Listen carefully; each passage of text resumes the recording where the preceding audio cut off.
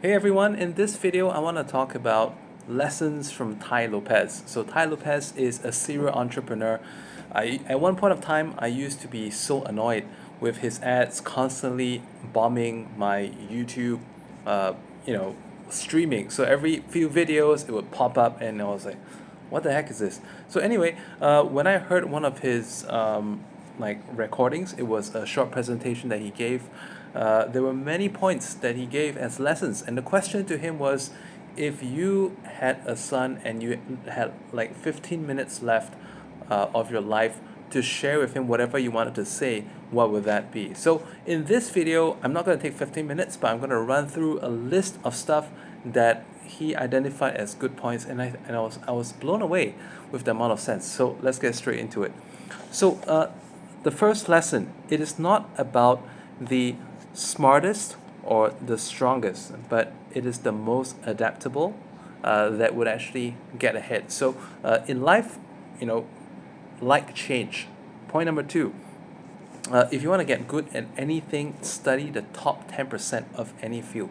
The rest do not matter. So just look at the top 10 and have a look at what's good, what's not good, what can be improved upon. Just study that top 10 as a focus. Number three, Tai Lopez has a 67 steps program. Some of you may know about that. I don't yet. I'm going to look into that soon.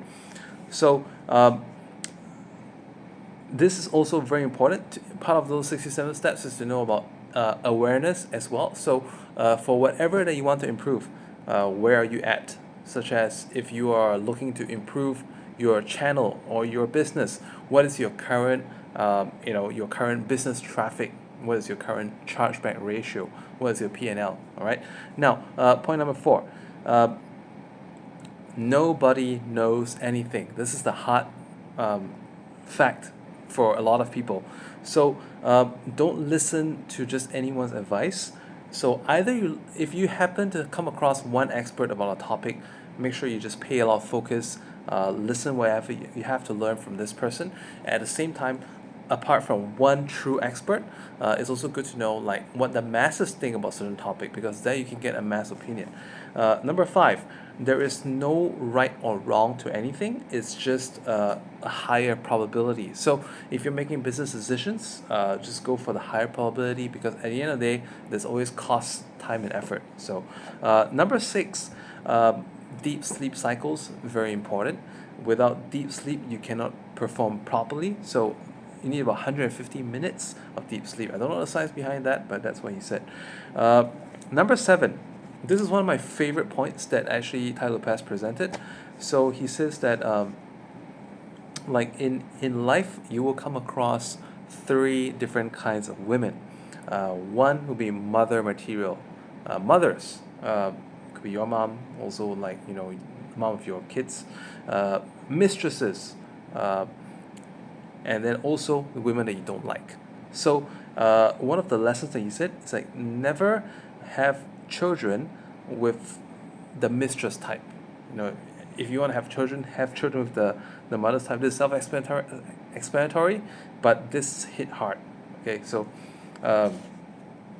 as you know, if you watch my channel, you've been seeing my other gaslighting videos, the conflicts I have with my wife and this and that. So yeah. Okay, point number eight, play the right game. So strike a balance in your life. There are like generally four pillars in everyone's life, which should typically be health, wealth, family, and spirituality, right? So if you want to go fully spiritual and taking ayahuasca in the forest, not very balanced for the rest of your life. If you want to go full health, but you still have to make a living. If you want to go all family, well, you still have to get all the other stuff to make it income whatsoever. So strike a balance in life. Nine, he said if his son had to learn any skill, let it be public speaking and writing. But in this day and age, because everyone is going towards speaking out into social media, so just public speaking alone would be a very key aspect. Next, number 10, learn how to read people. So he also said that in his presentation that he wished that in your grade 3, grade 4, grade 5, you were taught to learn how to read people, because that way you can actually fast track your life by cutting out people that could be a detriment to you. So identifying who's good, who's not good at a very early stage, this would help support you get ahead in life. And when you start making business as an adult, or go into the workforce, the relationships become all the more relevant. Now, the number 11, okay? So it takes catastrophe to get to know who are your real friends. Number 12, throughout your life, try to accumulate 8 to 12 best friends. I know it sounds like, why are there so many bests? Well, then again, there are people that are relevant to you at different points of your life, but keeping them close as a support, at various moments of your life can help to keep you grounded and keep you informed, and could be someone that you could add value to, or you may need help from at some time. Don't really focus too much about what's introvert or extrovert, but just having develop a circle from a young age, because at the end of the day, most successful businesses, enterprises all started with friends and family. Okay. Number 13, do not hide social anxiety. Let this be your strength as well. Vulnerability can be a strength. Number 14, copy good people. Success leaves clues, so mimic where you have to. Number 15, eat healthy and bountiful. And this is even to junk food, or whatever, because if you have too much of what you enjoy, you learn to develop your own limits. So my own response to this sharing was when I was 12 years old, my parents took me to a buffet. It was a chicken buffet in Malaysia, and they had chicken in every possible style, in every possible cut. There were like 4 different types of fried, and there were different kinds of roast, and there were different kinds of boiled, steamed, and whatnot. So I had so much that day, and I literally stayed off chicken for 3 months. So what Tai Lopez also said is that burgers, if you love burgers, have like 5 of them, have 10 of them, because a kid can take that many in puberty.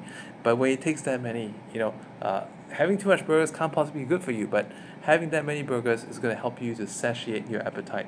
All right, and then number 16, know your Myers-Briggs.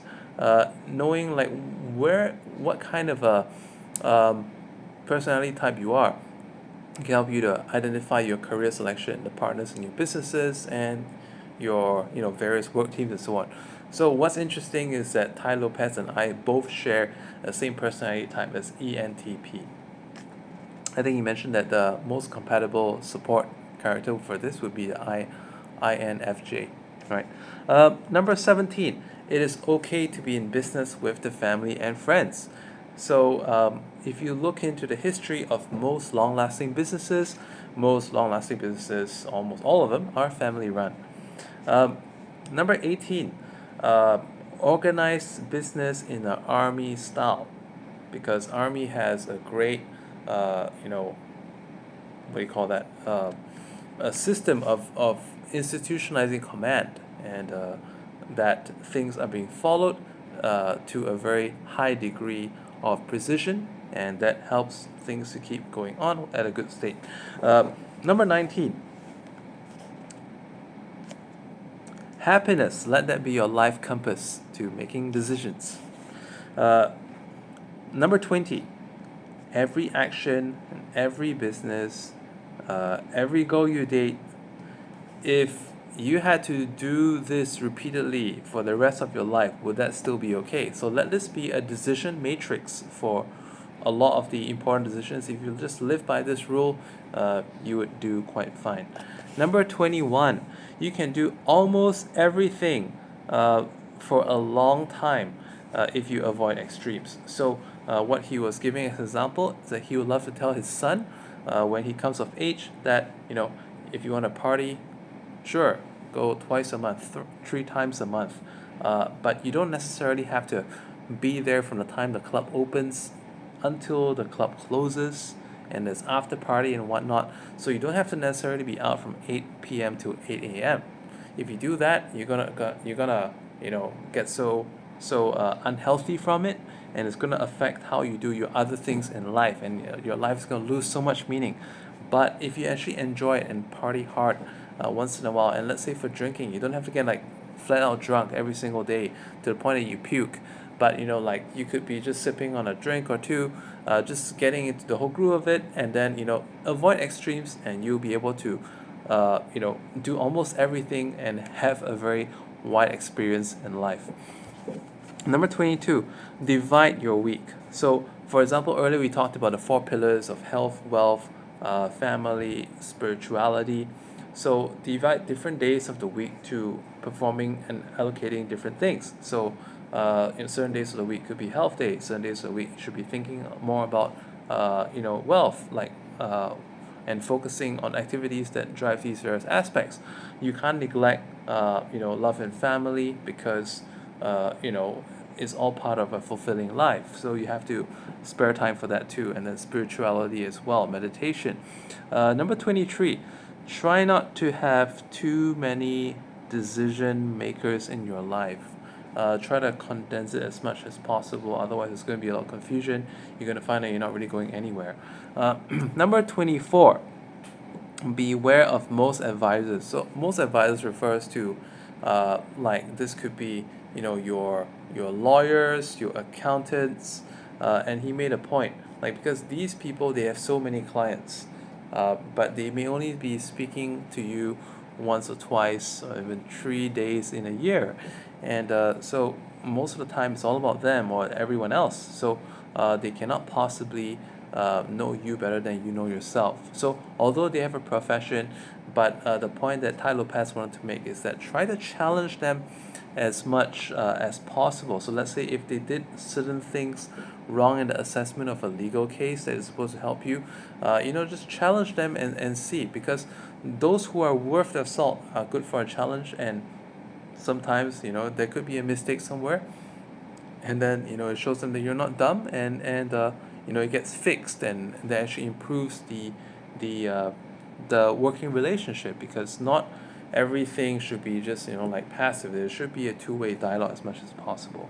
Number 25, this is the last one. So he actually said, look out for anxious people, because such people are very life-sucking. That's one.